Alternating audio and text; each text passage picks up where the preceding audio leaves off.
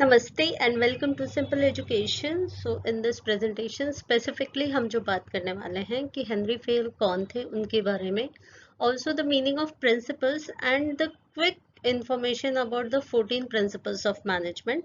और ये सारे 14 प्रिंसिपल्स ऑफ मैनेजमेंट का ईजीएस्ट वे में किस तरह से याद रख सकते हैं, that is how to remember these 14 principles of management given by Henri Fayol. We will be talking about this. So let us start with the presentation. Let us know about Henry Fayol जिन्होंने ये 14 principles of management दिए हैं and which we are following till date, and also आगे भी ये Henry Fayol के principles of management हर एक educational institutions, not only educational institution, in all the field it will be followed. So let us see. Very first is Henry Fayol जो है was an engineer at coal mining company and later chief managing director in France. तो इन्होंने coal mining company में engineer थे and धीरे धीरे वहाँ के मैनेजर बने and successful later managing director बने, एक सक्सेसफुल इंडस्ट्रियलिस्ट बने। एंड जो कि कंपनी बहुत ही स्ट्रगल कर रही थी ड्यूरिंग इंडस्ट्रियल रेवोल्यूशन, वो कंपनी, वो स्ट्रगलिंग इंडस्ट्री को इन्होंने एक प्रॉस्परस इंडस्ट्री बनाया। So this was Henry Fayol, and what he did was Fayol laid the foundation for administrative theory as a separate discipline and viewed management as universal application. He is known as the father of modern management. तो इन्होंने कहा कि management जो है ना एक universally applicable चीज है। इट्स नॉट कि खाली एक पर्टिकुलर कंपनी में है, मैनेजमेंट हर एक इंस्टीट्यूशन में चाहिए। तो right from individual management, family management, every field में, in our education also we need management. So he is known as the father of modern management because in 1916 Fayol, along with his supporter, presented the theory of management known as Fayolism. Okay, and offered universal list of good management principles in the book Administration Industrial et General. So 1916 में Fayol ने theory of management known as Fayolism शुरू किया, जहाँ पे उन्होंने एक complete universal list, ताकि सब लोग उसको फॉलो कर सके, ऑफ गुड मैनेजमेंट प्रिंसिपल्स बनाई। बुक का नाम था एडमिनिस्ट्रेशन इंडस्ट्रियल ईटी जनरल। ठीक है, फिर क्या हुआ, in the year 1949 this book was translated to English as General and Industrial Administration, which was having all the 14 principles, which was earlier written by Fayol in French in the year 1916. तो ये book publish हो गई English में, and now we are utilizing all these 14 principles of management in our educational field also. So this was all about Henry Fayol. Let us now proceed towards the 14 principles of management. So before we understand the 14 principles of management, let us first understand कि principles का meaning क्या है। Principles का meaning क्या होता है, समझिए कि जब भी कोई goal achieve करना होता है तो हम बहुत सारे techniques use करते हैं। तो अगर हर कोई वैसी ही टेक्निक बार बार यूज करे तो वो यूनिवर्सली एक्सेप्टेड हो जाता है और वो फंडामेंटल ट्रुथ बन जाता है, उसको कहते हैं प्रिंसिपल्स। तो these are nothing but the rules जो सभी फॉलो करते हैं। So to achieve a goal, it is important to use different techniques. Some of these techniques are accepted universally, therefore they are called as principles. तो हर एक field में अपने अपने principles होते हैं। Say for example, teaching के भी principles है कि टीचर को क्या क्या करना चाहिए। तो वो हर एक टीचर को, वो टीचर भले ही आप इंडिया की हो सकती है या कोई और अदर कंट्री की हो सकती है, हर एक टीचर वही प्रिंसिपल्स फॉलो करते हैं। तो these are something which are fundamental truth which has to be followed, और वो फॉलो करते हैं तो वो चीज़ें प्रॉपर होती है, गोल अचीव होता है। I hope this is okay. Let us come to the importance of principle. Principles serve as the foundation for a system and as a guide to the thoughts and actions. तो ये principles क्या करते हैं, ये हर एक system का, it can be just an individual जो अपने प्रिंसिपल्स को फॉलो करता है, अपने रूल्स रेगुलेशंस को फॉलो करके अपनी लाइफ जीता है, it can be the whole organization. तो वो प्रिंसिपल्स जो फंडामेंटल ट्रुथ हो गए हैं, अगर उसको फॉलो करके एन इंस्टीट्यूशन अगर काम करता है अच्छे से, तो काम सिस्टमैटिकली होगा। वो प्रिंसिपल्स उसे गाइड करेंगे, वो इंस्टीट्यूशन के हर एक मेंबर को, हर एक अथॉरिटेटिव फिगर को, कि किस तरह से डिसीजंस करेक्ट लेने हैं और सही एक्टिविटीज करनी है। फाइन।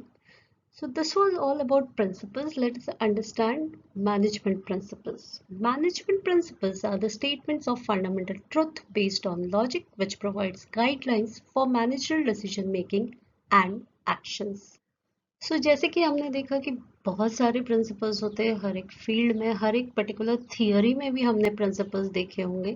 तो यहाँ पे जब मैनेजमेंट प्रिंसिपल्स की बात आती है तो these are also fundamental truth, और ये एक लॉजिकली प्रिपेयर्ड प्रिंसिपल्स है, रैशनल थॉट है, एक्सपीरियंस है behind preparing all these principles which will provide guidelines to all those people who need to prepare or to have a proper management in their institutions, which will surely help in proper decision making as well as properly done activities.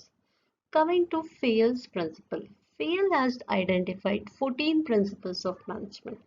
तो जैसे कि हमने ऐसे ही पहले से ही कह दिया है कि यहाँ पे in this presentation we are going to discuss in detail about the 14 principles of management which are described by Henry Fayol.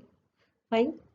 So this was all about principles. I hope this is clear कि principles क्या होते हैं. These are the fundamental truth which are universally accepted. The way Henry Fayol के principles जो बहुत पहले in the year 1916 दे दिए थे, but till date it has been followed by various institutions of different fields. So let us go and understand these principles in detail.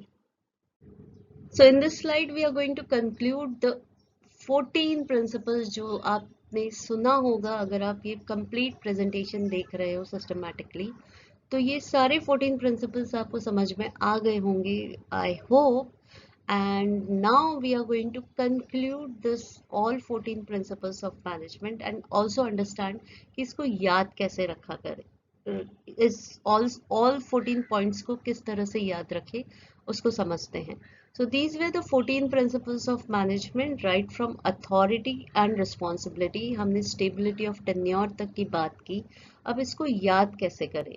So for remembering this 14 principles, I have this particular idea. Now you can remember this by air, AIR, air की spelling हम सभी को पता है. air के पीछे o add कर दीजिए, AIRO, एरियो ऐसे याद रख सकते हो या फिर एयर ओक ऐसे याद रखिए. CE स्क्वायर, ये 2 जो है वो स्क्वायर है, ठीक है. CE square and DS cube, or CE square DS cube. और ये कैसे हुआ है? Now all these 14 principles right from the beginning are organized in this particular manner itself in this whole presentation. So A stands for authority and responsibility, I stands for initiative, R stands for remuneration, and O stands for order. Fine. O stands for order. तो ये air O हो गया. अब ये CE square क्या है? तो C that is दो C से रिलेटेड प्रिंसिपल्स है, एक है यूनिटी ऑफ कमांड, एक है centralization and decentralization. Same goes E square क्या है? दो E से रिलेटेड प्रिंसिपल्स है, equity that is equality and aspirate decoms. Fine. Then है DS, यहाँ पे क्यूब है, that means D से रिलेटेड 3 प्रिंसिपल्स है, division of labour, principle of discipline and principle of unity of direction, that is also D direction. Fine. And finally S से related 3 principles, subordination of individual interest and general interest, principle of scalar chain and principle of stability of tenure. So ये सारे principles आप इस तरह से भी याद कर सकते हैं. There are different ways to remember these principles. I suggest this can be a good way of remembering. Air O CE square DS cube. CE square that means C square, C में दो principles है, E में दो principles और DS cube में जैसे कि हमने देखा D में 3 प्रिंसिपल्स है एंड S में 3 प्रिंसिपल्स है. अगर आप टोटल करेंगे तो it will come into 14 principles of management. So I hope this will help you to understand and remember the points. Understanding तो आपको हो गई होगी about all the principles after listening to these all slides. Let us proceed towards the educational implications of this principles in the coming slide.